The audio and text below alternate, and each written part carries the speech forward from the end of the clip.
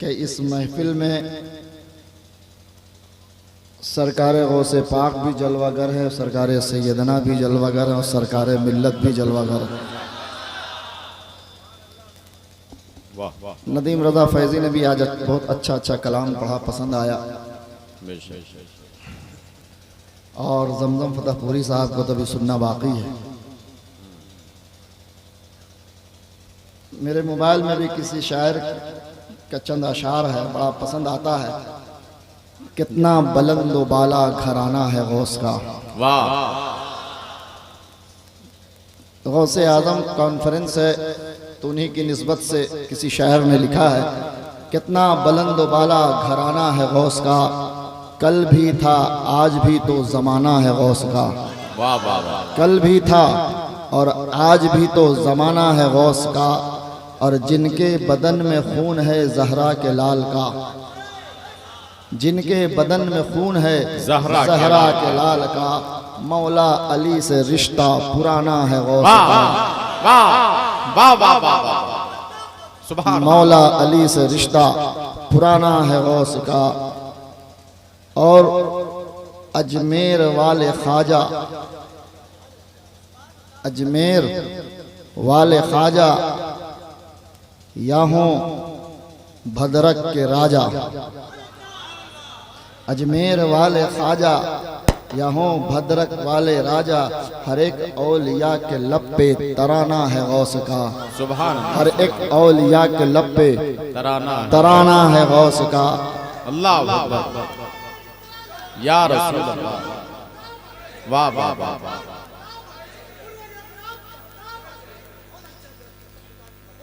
रहते हैं वो बगदाद में लेकिन ऐ दोस्तों, रहते हैं वो बगदाद में लेकिन ऐ दोस्तों, हर लम्हा मदीने में ठिकाना है गौस का। हर लम्हा मदीने में ठिकाना है गौस का। और दुनिया ये बोली देख के अंदाज़े सखावत, दुनिया ये बोली देख के अंदाज़े सखावत, ये कैसी तिजोरी में ख़जाना है गौस का। ये कैसी तिजोरी में ख़जाना है गौस का। और ये जो शेर आ रहा है ये सभी के लिए आ रहा है। मुझको हमेशा कादिरी रखना मेरे मौला, आमीन आमीन। मुझको हमेशा कादिरी रखना मेरे मौला, हर साल मुझको उर्स मनाना है गौस का। हर साल मुझको उर्स मनाना है गौस का। अब मुनकर नकीर कह के ये वापस चले गए, मुनकर नकीर कह के ये वापस चले गए, शहबाज लग रहा है दीवाना है गौस का। शहबाज लग रहा है दीवाना है गौस का।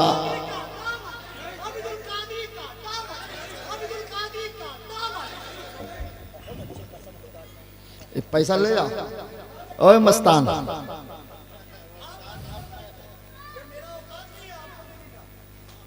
वाह वाह वाह वाह वाह वाह। अरे क्या बात कर दी। वाह वाह वाह वाह वाह। अरे पूरा मजमा खड़ा हो गया, शर्म इस्तेमाल पूरा मजमा खड़ा हो गया। नारे तकबीर, नारे रिसाला, नारे रिसाला, औलादे गौसे आज़म, औलादे गौसे आज़म, औलादे सैयदना पाक, छोटे बड़े सरकार, छोटे बड़े सरकार, नारे तकबीर। क्या बात कर दी मस्तान। वाह वाह वाह वाह वाह वाह वाह। सैयदों को देने की औकात किसके पास है? जिस घर से सारे लोग फैज़याब हो रहे हैं उस घर को देने की ज़रूरत नहीं है। लेकिन मेरे आक़ाए दो जहां सल्लल्लाहु ताला अलैहि वसल्लम ने एक रास्ता खोल दिया है सभी के लिए। इरशाद फरमाया कि तुम आपस में एक दूसरे को तहाइफ दिया करो, तोहफा दिया करो, इससे मोहब्बत कायम रहती है। सहाबा ने पूछा या रसूल अल्लाह कौन सी चीज़ तोहफा में दें? इरशाद फरमाया जो तुम्हारे पास हो दो। एक सहाबी रसूल खड़े हुए, या रसूल अल्लाह अगर किसी के पास कुछ ना हो तो क्या दें? आका ने इरशाद फरमाया एक गिलास पानी दे दो। साहबा ने इरशाद फरमाया, या रसूल अल्लाह, अगर किसी के पास एक गिलास पानी भी ना हो तो मेरे आका ने फरमाया सिर्फ मुस्कुरा कर सलाम कर दो, यही तोहफा है। वाह। नाते नबी सुनाने वाले को तोहफा देना बहुत अच्छी बात है। आप अगर किसी को तोहफा दे रहे हैं तो वो नाते नबी सुना रहा है ना। इससे बढ़ के तोहफा क्या है कि वो आपके नबी की नात सुना रहा है, आप उसको अपने हैसियत के मुताबिक 10, 20, 50, 100, 1000, 2000 जितना भी है आप दीजिए, एकदम खुशी से दीजिए, लेकिन देने का तरीका जो है उस तरीके से दीजिए, है ना। होना ये चाहिए कि कोई भी नाते नबी सुना रहा है तो वो आपसे मर्तबे में ऊंचा है, तभी तो वो आपसे ऊंची जगह पर बैठा हुआ है। और शुक्र अदा करो कि तुम्हारे हलाल कमाई में रब ने कुछ पैसा रख दिया है कि तुमने नाते नबी पढ़ने वाले को दिया है। अगर रब ने उसी पैसे को कबूल कर लिया तो समझो जिंदगी भर का जो गुनाह है वो सब का सब पल में खत्म हो जाएगा। लेकिन अगर देने का तरीका गलत इख्तियार कर लिया तो पैसा देना भी जाया हो जाएगा, और देने का तरीका जो तुमने इख्तियार किया है तो उल्टे नेकी के बदले तुम्हारे नामे अमाल में बदी भी लिख दी जाएगी। वाह वाह वाह। पैसा लुटा कर नहीं देना चाहिए, पैसा फेंक कर नहीं देना चाहिए। पैसे को अदब के साथ, चाहे तो शायर हो, आलिम हो, नकीब हो, हाथ में उनको दीजिए, या बार बार उनके झुकने में उनको तकलीफ हो रही है उनके पास आप पैसे को रख दीजिए। आपके पैसे को मैं दुआ करता हूँ कि परवरदिगार आलम कबूल फरमा के उसके ज्यादा से ज्यादा आपको अजर अता फरमाए। आमीन। 2 बच्चों ने पैसा उस तरह से दिया, मैंने आपको टोका, अगर आपको बुरा लगा होगा तो ये आपकी हिदायत के लिए, और आपको टोका ताकि 10 आदमी उसको देखकर सीखे। वाह वाह वाह। चूंकि हम और आप उस नबी की उम्मत है जहां अदब सिखाया गया है। अल्लाह के रसूल सल्लल्लाहु ताला अलैहि वसल्लम भी खिताब करते थे, सहाबा से गुफ्तगू करते थे, शरीयत की बात बताते थे। तो जिस तरह आप बैठे हुए इसी तरह सहाबा भी बैठते थे, रोज का मामूल था। अपने अपने कामों से लोग फुर्सत पाकर बारगाह रिसालत में बैठ गए। अल्लाह के रसूल कुरान और शरीयत का जो इल्म है वो सहाबा में बांटते थे। सरकार की बारगाह में जो सहाबा थे अपनी हैसियत के मुताबिक तोहफा भी लेकर आते थे। अब उस सहाबा में अमीर भी थे, गरीब भी थे। उस जमाने में तो ज्यादातर गरीब ही लोग थे। हजरत उस्मान गनी के बारे में, हजरत अबू बकर के बारे में सुनते हैं ये लोग बड़ी मालदार थे। बाकी तो और सहाबा मजदूरी करते थे, मेहनत मुशक्कत करके कुछ पैसा कमाया करते थे। लेकिन चूंकि नबी से मोहब्बत थी, वो देखते थे कि सरकार की बारगाह में अबू बकर कुछ तोहफा लेकर आ रहे हैं, कुछ उस्मान गनी तोहफा लेकर आ रहे हैं, कुछ और सहाबा तोहफा लेकर आ रहे हैं। तो जो गरीब सहाबा होते थे उनके दिल में भी एक मचल पैदा होती थी, एक शौक पैदा होता था कि मैं भी रसूल की बारगाह में कुछ तोहफा लेकर जाऊं। एक गरीब मजदूर जो आप आज के दौर के हिसाब से समझ लीजिए 200-300 रुपया मजदूरी करने वाला, वो सहाबी रसूल जब रोजाना रसूलुल्लाह की बारगाह में जाते थे, आज जब जा रहे हैं तो दिल में एक शौक पैदा हुआ कि आज रसूल की बारगाह में हम भी कुछ तोहफा लेकर जाते हैं। रास्ते में अंगूर बिक रहा था, 250 ग्राम अंगूर खरीद लिया, बारगाह रिसालत में पहुंच गए, सरकार के कदमों में अपना तोहफा रख दिया। सरकार का मामूल ये था कि जितने भी सहाबा जो तोहफा लाते थे सब में थोड़ा थोड़ा तनाउल फरमाकर वो सारा तबर्रुक सहाबा में बंटवा दिया करते थे।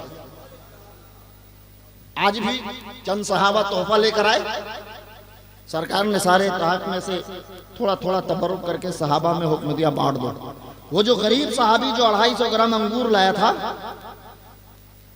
मेरे आका ने उस अंगूर के एक दाने को अपने मुंह मुबारक में रखा, उसको खाया, फिर दूसरा उठाया खाया, तीसरा उठाया खाया।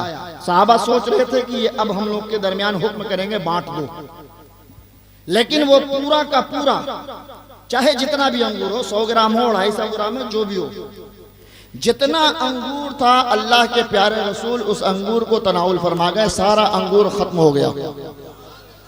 सहाबा कराम की नजर में जिंदगी में पहला वाकया गुजरा है जो किसी सहाबी ने कोई तोहफा लेकर आए और पूरा रसूल पाक खा गए, सहाबा में तकसीम नहीं करवाया।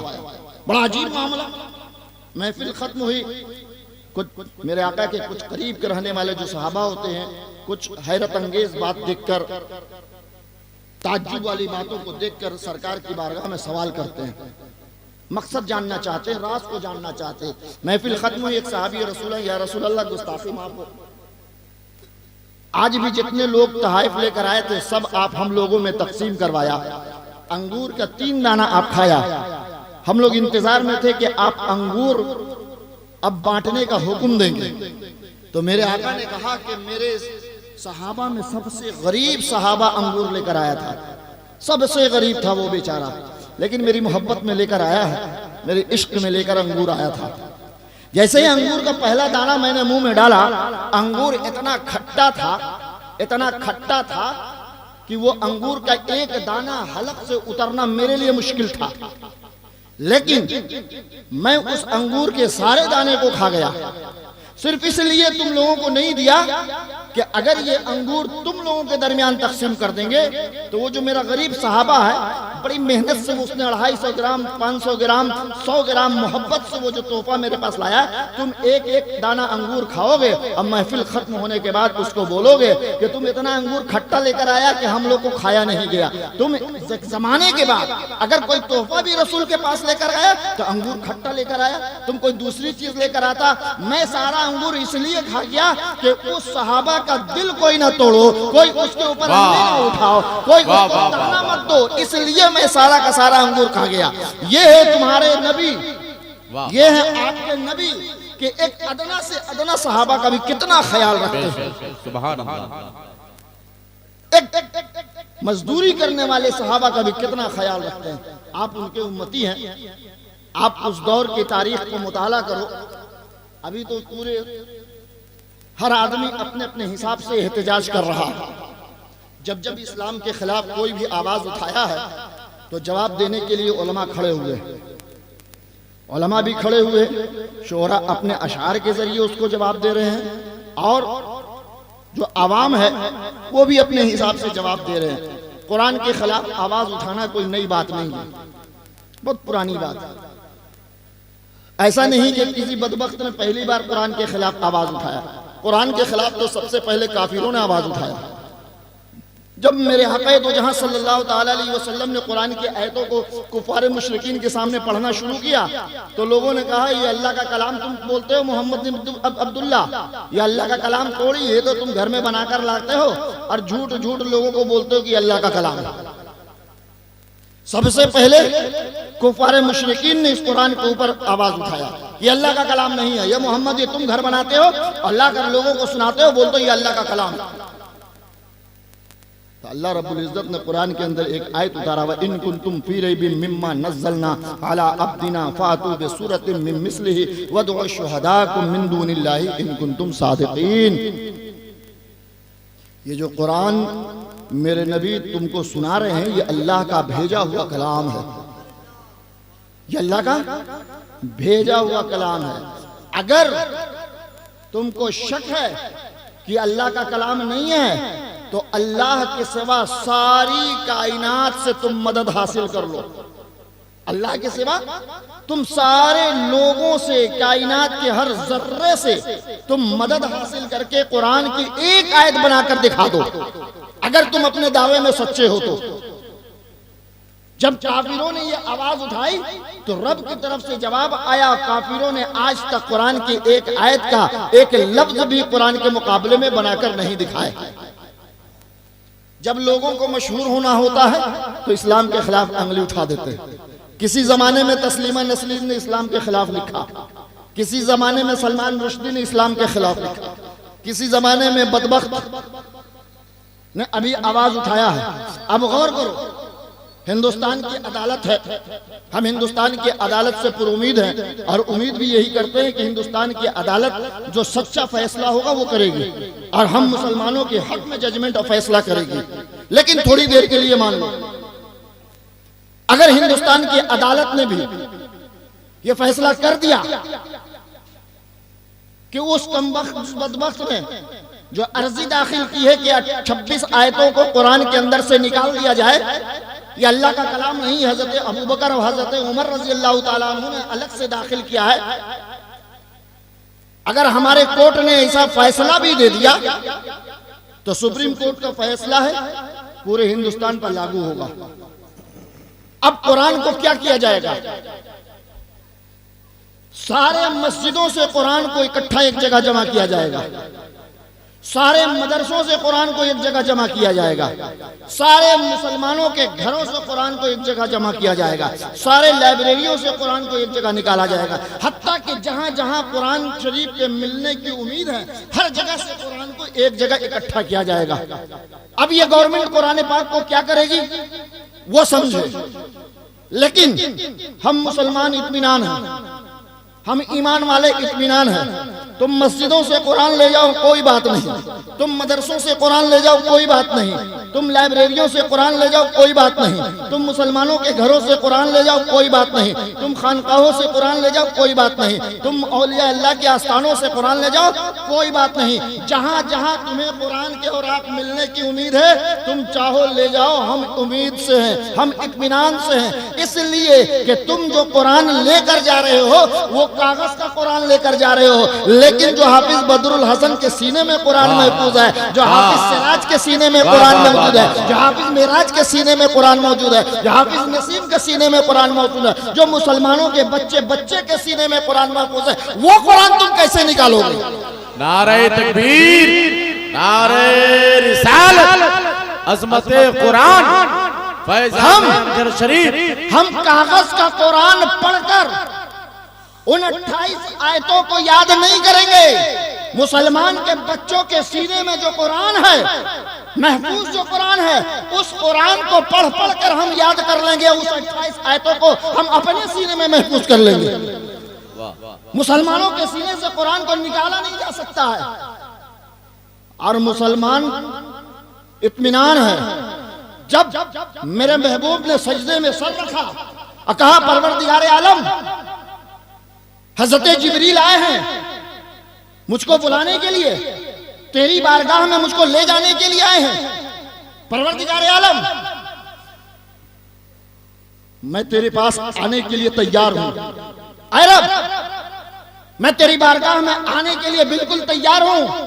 रब, मेरी उम्मत का क्या होगा, मेरी शरीयत का क्या होगा, तेरे कलाम का क्या होगा? जिब्रील जाओ रब से जरा पूछ के आओ कि आपका महबूब आपके पास आने के लिए तैयार है, लेकिन 3 सवाल है कि शरीयत मुतहरा का क्या होगा, दीन मुस्तफ़ी का क्या होगा, कुरान मुक़द्दस का क्या होगा, मेरे नबी की उम्मत का क्या होगा? जिब्रील रब की बारगाह में सवाल जाओ करो, क्या जवाब आता है? जिब्रील पल में गए, ऊपर में आए और कहा महबूब आपका रब आपको पैगाम दे रहा है कि आप अपने मजहब की फिक्र ना करो, आप अपने इस्लाम की फिक्र ना करो, आप कुरान मुक़द्दस की फिक्र ना करो, आप अपने उम्मतियों की फिक्र ना करो, आपके उम्मतियों की जिम्मेदारी खुद रब्बे कायनात ने ले लिया है, आपके शरीयत की हिफाजत की जिम्मेदारी खुद रब्बे कायनात ने ले लिया है, कलामुल्लाह की जिम्मेदारी हिफाजत करने की जिम्मेदारी खुद रब्बे कायनात ने ले लिया है। महबूब घबराने की जरूरत नहीं है, परेशान होने की जरूरत नहीं है, पूरी शरीयत को रब्बे कायनात और पूरे कलामुल्लाह को कयामत तक रब उसकी हिफाजत करेगा। कयामत तक न कोई उसका एक नुक्ता मिटा सकता है, न उसका एक हर्फ मिटा सकता है। वाह वाह वाह वाह वाह, अल्लाह अकबर या रसूल अल्लाह। जिस कुरान की हिफाजत की जिम्मेदारी खुद रब्बे कायनात ले रहा है, दुनिया की ताकत नहीं है कि कुरान को मिटा सके। जिस मजहब की जिम्मेदारी खुद परवरदिगार आलम ले रहा है, दुनिया की ताकत नहीं है जो हमारे मजहब को मिटा दे। मेरे दोस्तों, बस हम मुसलमान हैं, ईमान वाले हैं, एक ऐसे मुल्क में हम अभी अपनी जिंदगी को गुजार रहे हैं जो चारों तरफ दुश्मन हम पर वार कर रहे हैं, तो हमारे और आपके सीने में एक दिल है जो डर रहा है, जो खौफ खा रहा है कि हमारे मजहब के साथ छेड़खानी हो रही है, हमारी किताब के साथ छेड़खानी हो रही है, हमारे इबादत खानों के साथ छेड़खानी हो रही है। ये सिर्फ दिल के अंदर एक डर बना हुआ है, वरना हम लोग बिल्कुल मुतमईन और इत्मीनान से हैं कि रब्बे कायनात हमारे मजहब की हिफाजत आज भी कर रहा, कल भी करेगा। वाह,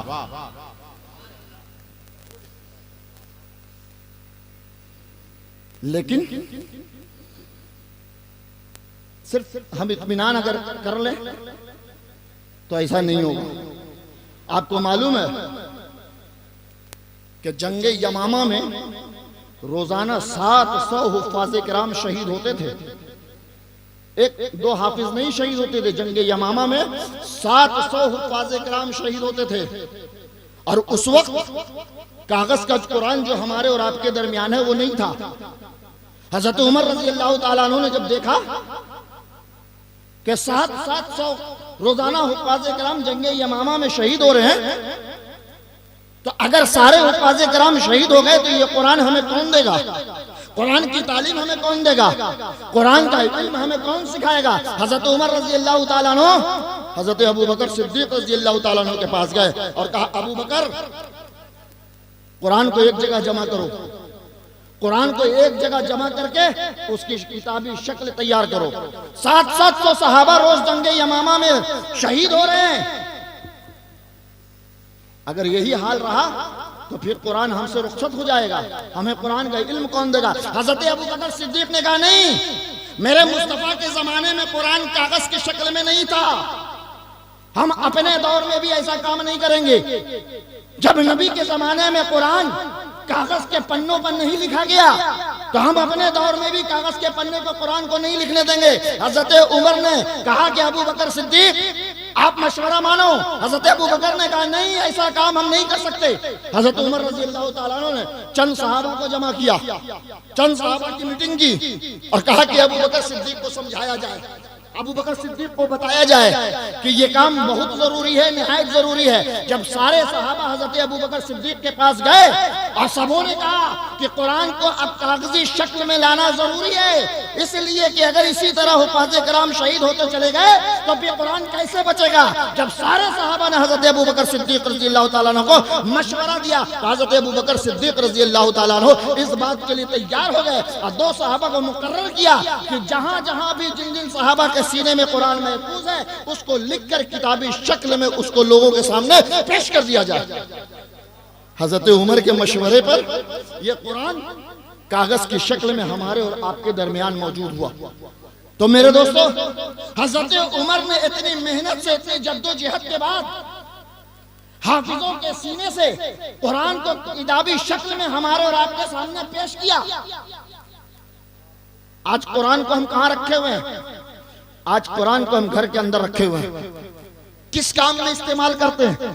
कसम खाने में कुरान को इस्तेमाल करते हैं। जब बच्ची की शादी करते हैं तो सर पर रखने के लिए कुरान को इस्तेमाल करते हैं। जब बच्ची घर से रुखसत होती है तो कुरान को साथ में जहेज के तौर पर दे देते हैं।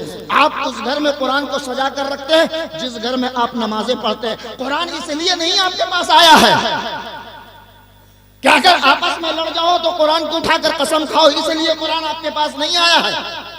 कुरान आपके पास इसलिए नहीं आया है कि जब आप बच्ची की शादी करो तो रुखसती के टाइम आप कुरान को निकाल कर उसके सर पर रखो।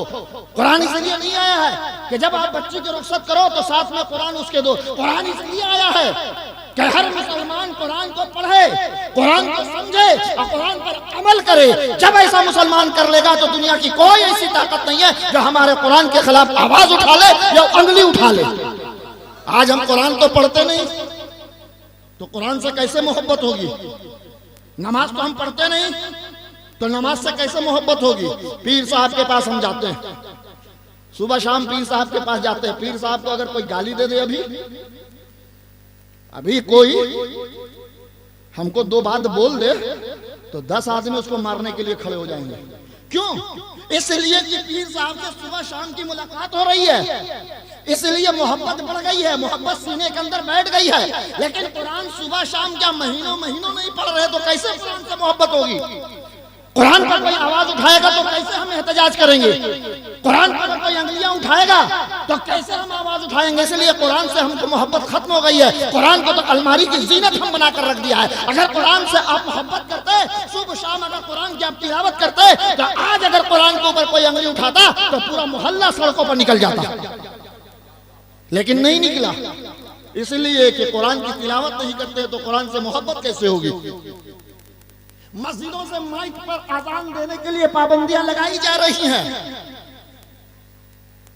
ठीक ही तो कह रहा है वो, ठीक ही तो कह रहा है कि जब मुसलमान मस्जिद में आते नहीं नमाज पढ़ने के लिए तो माइक से अजान पुकारने की जरूरत क्या है? शर्म करो वो लोग जिनका घर मस्जिद के करीब है। शर्म करो वो लोग जो अपने आप को मुसलमान कहते हो। शर्म करे वो लोग जिनके घरों तक मस्जिद के आसे माइक से अजान की आवाज जाती है। अब आप मस्जिद में नमाज पढ़ने के लिए नहीं आते हो, आप मस्जिद में सर झुकाने के लिए नहीं आते हो, तो फिर वो काफिर तो ठीक ही कर रहा है कि अजान पुकारने की जरूरत क्या जब मुसलमान नमाज नहीं पढ़ने आता। फिर बिना माइक के अजान दो। ये आवाज उठाने के लिए मजबूर कौन कर रहा है उसको? हम और आप कर रहे हैं। अगर मस्जिद के अजान की आवाज हमारे घरों तक पहुंच रही है, हमारे घरों तक पहुंच रही है, और जैसे ही कान में आवाज आई और मस्जिद को हम भर दिया, तो मजाल नहीं है कि कोई मस्जिद के माइक पर आवाज उठाए या मस्जिद के अजान पर आवाज उठाए। इसलिए तू अपनी आंखों से देखेगा कि जहां जहां तक अजान की आवाज आती है वहां वहां से मुसलमान मस्जिदों में नमाज पढ़ने आता है। इसलिए आवाज मत उठाओ। वाह वाह वाह, बोलने का मौका कौन देता है? हम देते। बहुत अच्छा पैगाम। बोलने का मौका कौन देता है? आप देते।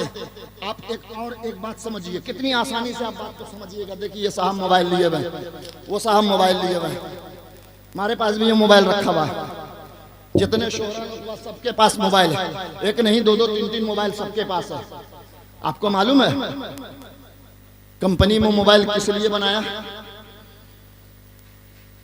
कंपनी ने मोबाइल सिर्फ एक काम के लिए बनाया, वो ये कि अगर अभी हमारे भाई को जरूरत हो हमसे बात करने के लिए, ये मोबाइल फौरन घंटी बजा देगा।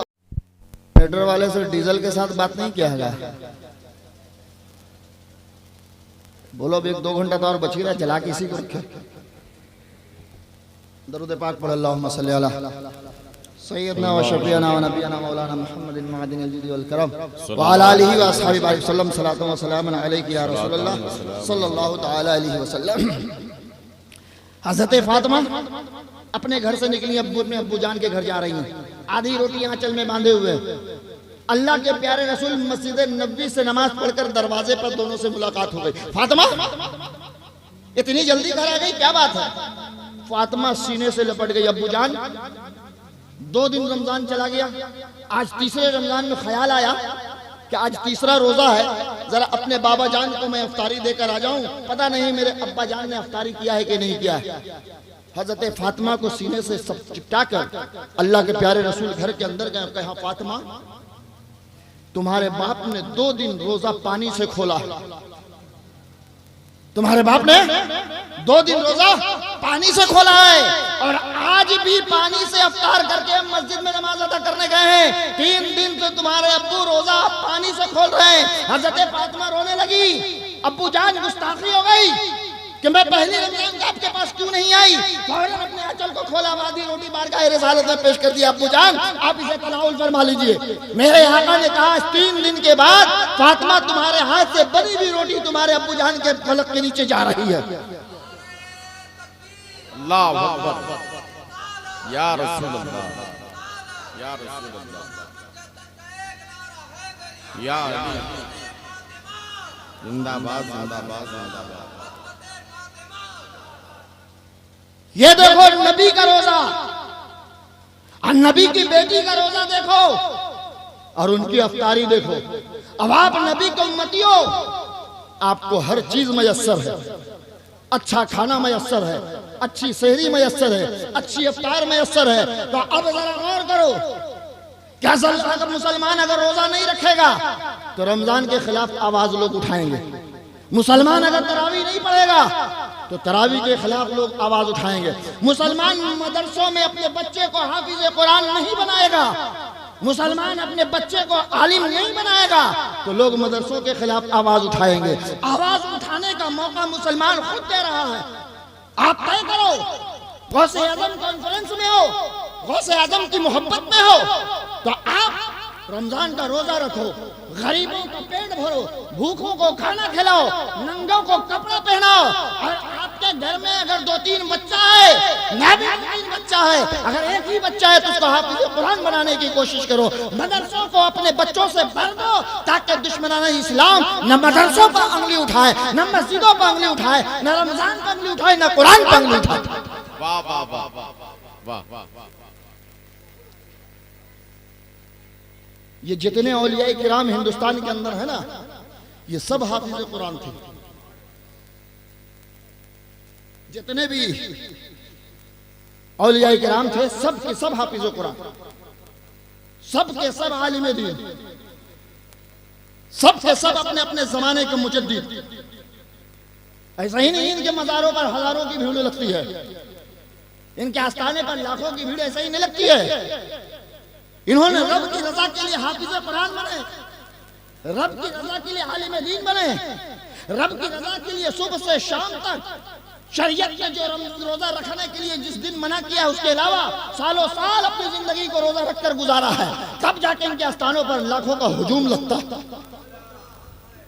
सैयदना पाक कमजरी रजी अल्लाह ताला अन्हु हाफिज कुरान भी है, आलिम दीन भी है, मुफ्ती किराम भी है, मुजद्दिद भी है, और इतने बाकमाल वली हैं कि उनकी करामतों को सुनोगे तो आप ताज्जुब करोगे कि अल्लाह के वलियों को रब इतना इख्तियार देता है।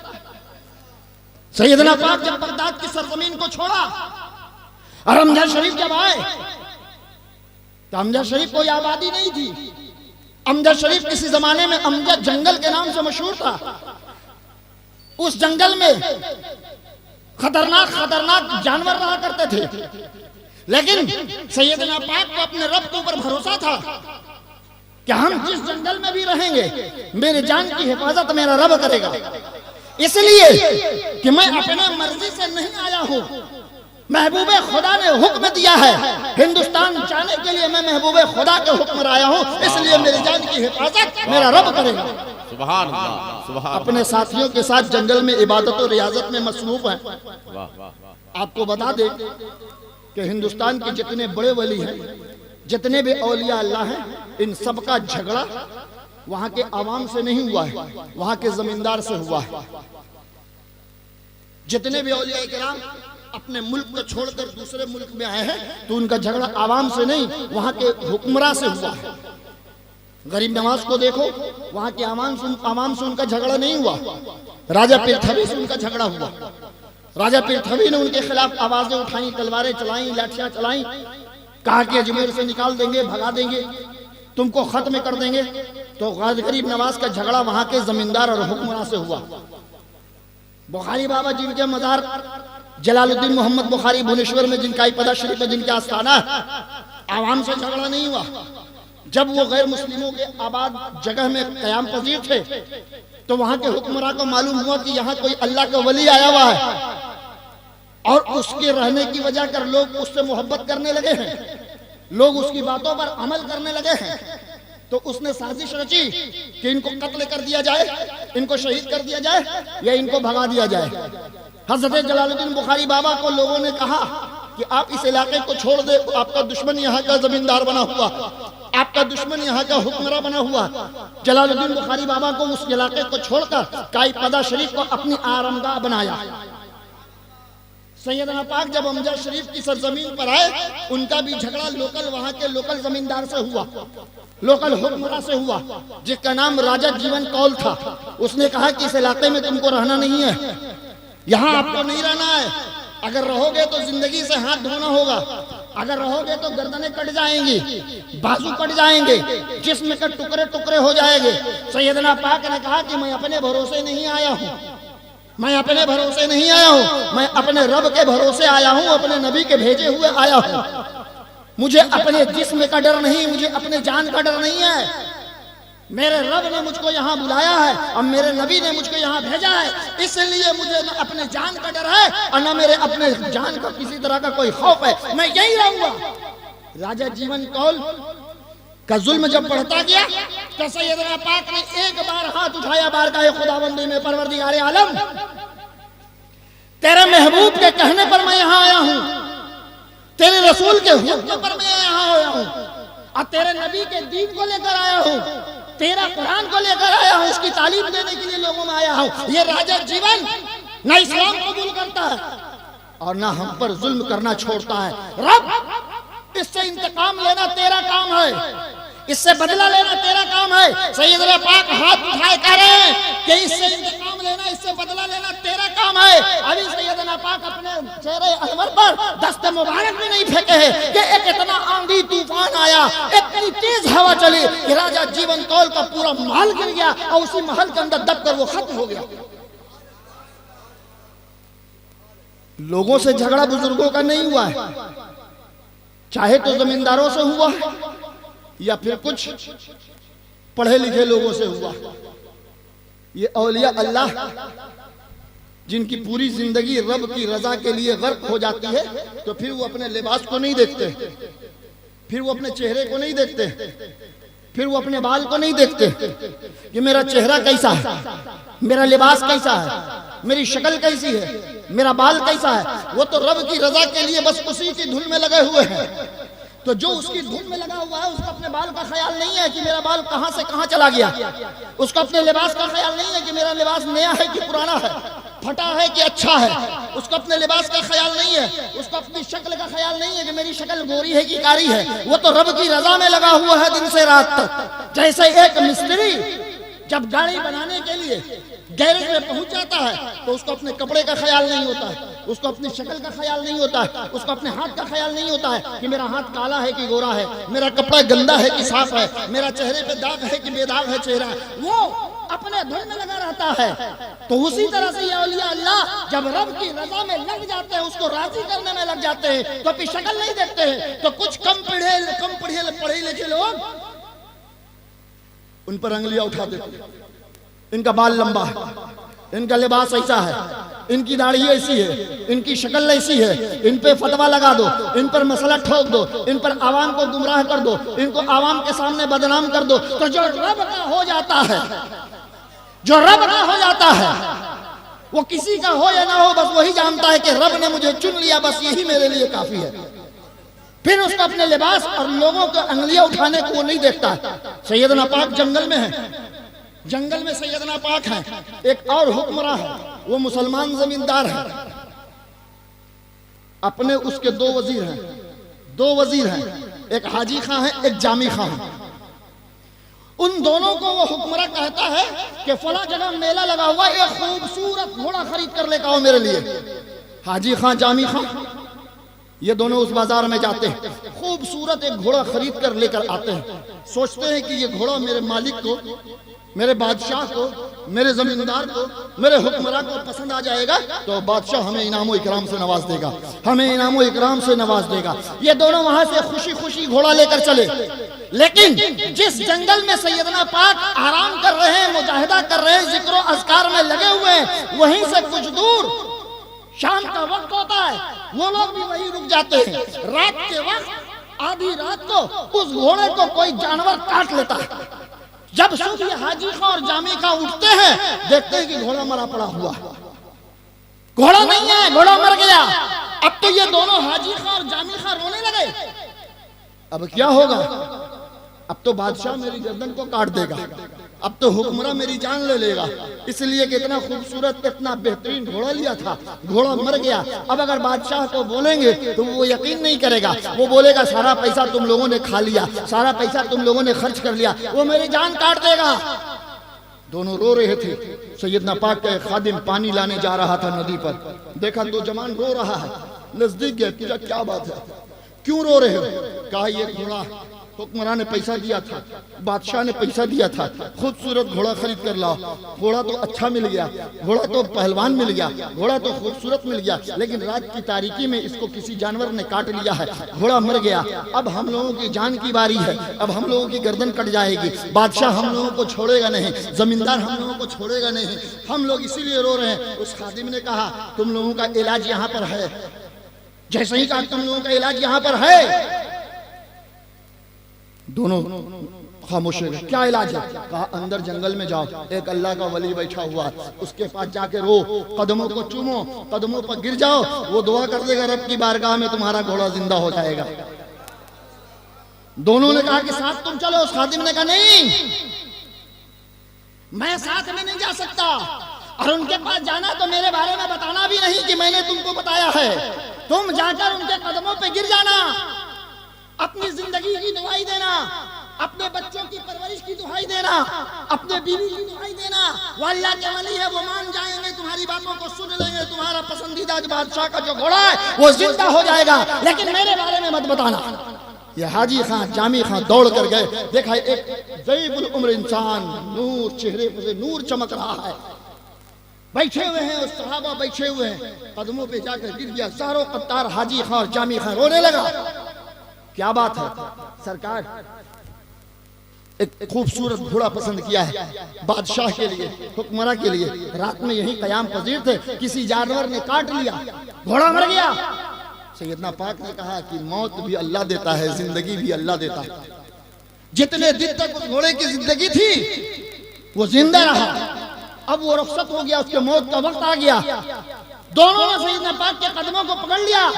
कहा सरकार आप अल्लाह के वली हैं, आप अगर चाहें तो इंसानों की तकदीर को बदल सकते हैं, आप अगर चाहें तो इंसानों के नसीब को बदल सकते हैं। आप हमारी जिंदगी दांव पर लगी हुई है, अगर खाली हाथ जाएंगे तो हमारी गर्दनें कट जाएंगी, हमारे बच्चे परवरिश के बगैर मर जाएंगे, भूखे मर जाएंगे, हमारी बीवी और बच्चे लावारिस हो जाएंगे। आप एक बार कर्म कर दीजिए कि वो घोड़ा जिंदा हो जाए ताकि हमारी जान बच जाए। बादशाह हमको बख्श दे, हुक्मरां हमें बख्श दे। सैयदना पाक के बारगाह में इतना रोया, दोनों इतना गिड़गिड़ाया कि सैयदना पाक को रहम आ गया। कहा जा घोड़ा जिंदा हो गया, क्या घोड़ा जिंदा हो गया। दोनों खुश हुए, सैयदना पाक ने बिठाया, कहा बैठ बैठ। एक बात सुन लो, याद रखना कि इस राज को कभी भी न खोलना, इस राज को कभी भी नहीं बताना। सैयदना पाक बोल रहे हैं हाजी खां जामी खां को इस करामत के बारे में किसी को ना बताना। जिस दिन अगर किसी को बता दिया उस दिन घोड़ा मर जाएगा, उस दिन घोड़ा मर जाएगा। दोनों गए, देखा घोड़ा खड़ा, बड़ा खुशी खुशी बादशाह के पास पहुंचे। बादशाह बड़ा बहुत खुश हुआ, हुक्मरां बहुत खुश हुआ, इनाम और इकराम से नवाज दिया। ये दोनों खुश रहे कि चलो एक अल्लाह के वली ने रहम कर दिया कि आज हमारी जान भी बख्शी गई और इनाम और इकराम से भी हम लोग नवाजे गए। चंद महीना गुजर गया, जब आपस में वो सारे बैठे हुए हैं, 8-10 वज़रा बैठे हुए हैं, 8-10 खुद्दाम और खादिम जब बैठे हुए हैं, तो कोई दूसरे पीर का मुरीद है, ये दूसरे पीर के मुरीद है, ये दूसरे पीर के मुरीद है, हम दूसरे पीर के मुरीद है, हम अपने पीर की करामत बयान कर रहे हैं, ये अपने पीर की करामत बयान कर रहे हैं, ये अपने पीर की करामत बयान कर रहे हैं, ये अपने पीर की करामत बयान कर रहे हैं। हाजी खां और जामी खां ये दोनों सोच रहा है कि हम लोग अगर अपने पीर की करामत बयान करेंगे तो कैसे घोड़ा मर जाएगा। इन दोनों ने मशवरा किया कि अब अपने पीर की करामत बयान करने से डरना क्या है, अब डरने से क्या है। बादशाह को घोड़ा मिल गया, हमें इनाम मिल गया, अब अगर घोड़ा मर भी जाएगा तो हमें क्या नुकसान होगा। हम अपने पीर की करामत को छुपा नहीं सकते हैं। हाजी खां और जामी खां ने पूरे वाकया को वहां पर दोहरा दिया और साथ साथ ये भी कहा कि मेरे पीर ने कहा था कि जिस दिन ये राज फाश हो जाएगा, घोड़ा मर जाएगा। फौरन जब लोग उठे वहां से और जाकर बादशाह के अस्तबल में देखा तो देखा घोड़ा मरा पड़ा हुआ। वो सैयदना पाक के औलाद सरकार मिल्लत है, वही सैयदना पाक के औलाद सरकार मिल्लत है।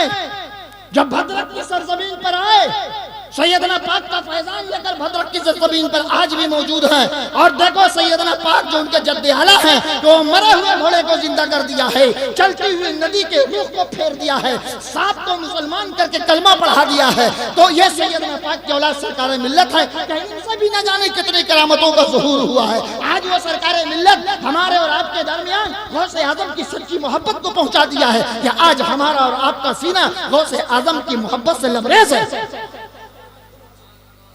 आप गौसे आजम के मानने वाले हो, आप गौसे आजम से मोहब्बत करने वाले हो, सरकार मिल्लत का फैजान आप पर जारी और सारी है। और हम यही दुआ करते हैं कि सरकार मिल्लत का फैजान आप पर हमेशा हमेशा जारी रहे, इसलिए कि सरकार मिल्लत औलादे गौसे आजम है, सरकार मिल्लत औलादे मौला अली मुश्किल कुशा है, सरकार मिल्लत औलादे मुस्तफ़ा औलादे फातिमतुज़ ज़हरा है। उनकी मोहब्बत को सिर्फ सीने में बसा के रखोगे तो यही आखिरत का सामान बन जाएगा, यही निजात का जरिया बन जाएगा। मुसलमानों, आप मुसलमान हैं, गौसे आजम से मोहब्बत करते हो, औलिया कामिलीन से मोहब्बत करते हो, सबकी मोहब्बत को सीने में बसा कर रखो। लेकिन एक जाते जाते आखिरी पैगाम ले लो कि कभी भी जिंदगी में अगर झूठ बोला है कभी भी जिंदगी में अगर झूठ बोला तो आइंदा ये अहद कर लो कि ऐ रब, जब तक मैंने झूठ बोल दिया, अब आज के बाद से हम झूठ नहीं बोलेंगे।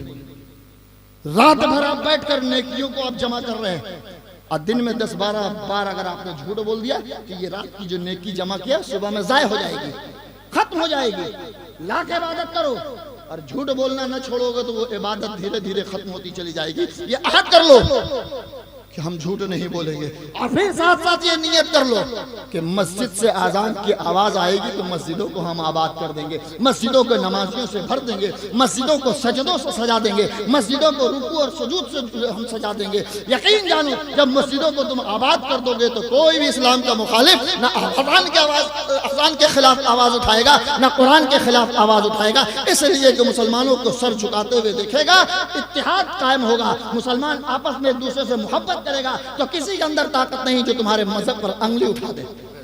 बारगाह खुदाबंदी में यही दुआ, अल्लाह तबारक व तआला हमें और तुमको नमाज पढ़ने की तौफीक और रफ़ीक अता फरमाए। अल्लाह तबारक व तआला हमें और तुम्हें कुरान पाक की तिलावत करने की तौफीक और रफ़ीक अता फरमाए, सजदा और रुकू करने की तौफीक और रफ़ीक अता फरमाए। व आखिरु दवाना अनिल हम्दुलिल्लाहि रब्बिल आलमीन।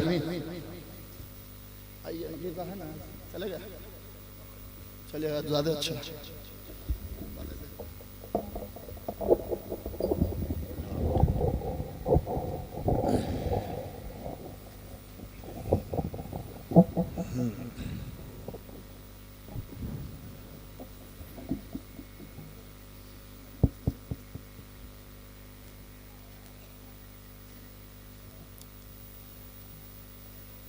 दुरूद पाक पढ़ें। अल्लाहुम्मा सल्ली अला सय्यिदना शफीअना हबीबना मौलाना मुहम्मद सल्लल्लाहु अलैहि वसल्लम या रसूलुल्लाह सल्लल्लाहु तआला अलैहि वसल्लम।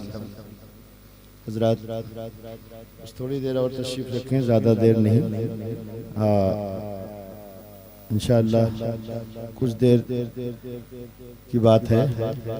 मेरे बाद जनाब नदीम फैज़ी साहब पढ़ेंगे, उसके बाद फिर सलातो सलाम हो जाएगा। तशरीफ़ रखें आप हज़रात। एक बार और दुरूद पाक पढ़ें। अल्लाहुम्मा सल्ली अला सय्यिदना शफीअना